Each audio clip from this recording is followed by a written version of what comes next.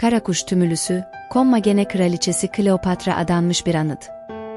Adıyaman'ın Kahta ilçesinde bulunan Karakuş tümülüsü, Kommagene Krallığı'nın en önemli tarihi yapılarından biridir. 1. yüzyılda Kommagene kraliçesi Isaurya Ladike'nin anısına yaptırılan tümülüs, 3 adet aslan heykeliyle ünlüdür. Tümülüsün yüksekliği yaklaşık 30 metredir. Tümülüs, 3 adet aslan heykelinin bulunduğu bir podyum üzerine inşa edilmiştir. Aslan heykelleri, yaklaşık 8 metre yüksekliğindedir ve oldukça detaylı bir işçiliğe sahiptir. Aslanların yüzleri, Kommagene Krallığı'nın koruyucu tanrısı Herakles'e benzemektedir.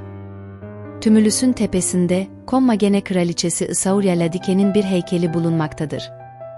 Heykel, yaklaşık 2 metre yüksekliğindedir ve mermerden yapılmıştır. Heykelde, Laodike, bir elbise ve bir taç giymiş olarak tasvir edilmiştir.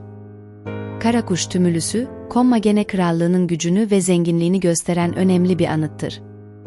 Tümülüs, UNESCO Dünya Mirası listesinde yer almaktadır ve her yıl binlerce yerli ve yabancı turisti ağırlamaktadır. Tümülüs, Kommagene Krallığı'nın önemli bir dini ve siyasi merkezi olan Nemrut Dağı'nın yakınında yer almaktadır. Tümülüs, Nemrut Dağı'nın eteklerinde, Kahta Çayı'nın kıyısında bulunmaktadır. Tümülüs'e ulaşmak için, Kahta ilçesinden kalkan minibüsleri kullanabilirsiniz.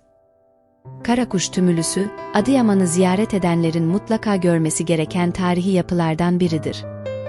Tümülüs, ziyaretçilerine geçmişten günümüze uzanan bir yolculuk yapma imkanı sunmaktadır.